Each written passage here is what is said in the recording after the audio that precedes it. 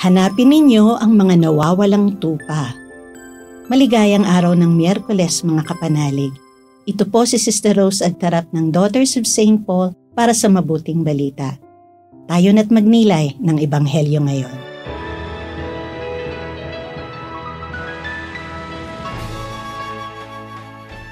Tinawag ni Jesus ang 12 niyang alagad at binigyan sila ng kapangyarihan sa maruruming espiritu para palayasin ang mga ito at pagalingin ang lahat ng sakit at karamdaman. Ito ang pangalan ng 12 apostol.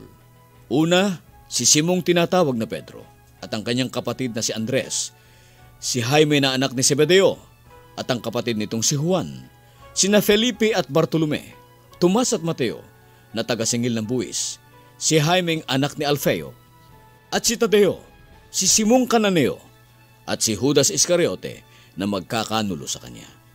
Sinugo ni Jesus ang 12 ito at pinagbilinan. Huwag kayong lumiko papunta sa mga pagano at huwag pumasok sa bayang Samaritano.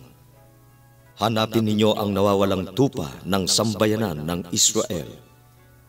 Ipahayag ang mensaheng ito sa inyong paglalakbay. Palapit na ang kaharian ng langit.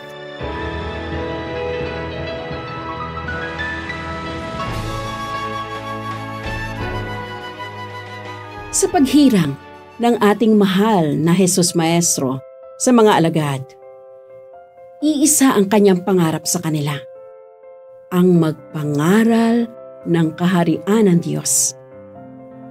Sa Good News ngayon, bumalik sa aking gunita ang paglikha ng Diyos Ama sa ating unang mga magulang. May pangalan sila, si Adan at si Eva.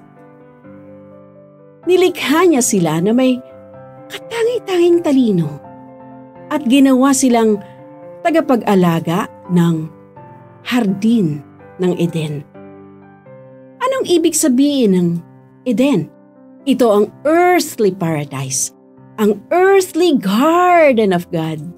Pero kahit na naging disobedient ang ating first parents, matibay ang kalooban ng ating Diyos Ama na maibalik tayo sa kanyang divine garden. Hindi na dito sa lupa, kundi sa tinatawag nating kaharian sa langit. Sa layunin ng pagkakalikha sa atin, binigyan ito ng emphasis ni Pope Francis sa kanyang apostolic exhortation na Laudate Deum. Follow-up letter niya ito sa Laudato Si. Sinabi niya na tayo na may taglay na talino, tungkulin nating igalang ang batas ng kalikasan at pagkaingatan ang pagkakapantay-pantay ng lahat ng nilikha.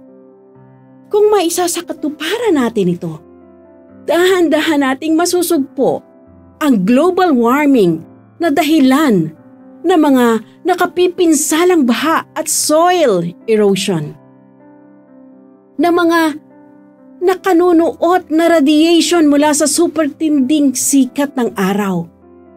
Sa paggalang natin sa batas ng kalikasan at sa equal treatment natin sa buong sanlilikha, sama-sama tayong magtatatag ng isang universal family. Ito ang maringal na pagkakaisa na puspos na banal, magiliw at mapagkumbabang paggalang. Kaharian ng Diyos ang tawag dito. Mga kapanalig, support our Paulines mission. Subscribe, like, and follow Paulines on our social media accounts. Donate through our donations channels to help us continue our ministry. Ipadala po ninyo ang inyong mga intensyon at kahilingan at makakaasa kayo na isinasama namin kayong palagi sa aming panalangin araw-araw. Ito pong muli si Sister Rose na nag-aanyaya sa inyong manalangin kasama ni San Ignacio ng Loyola. Panginoon, turuan mo akong maging bukas palad.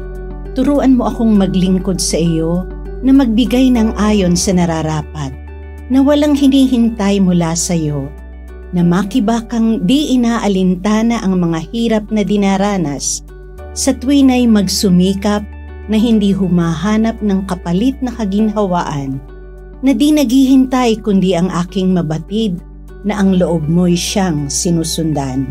Amen.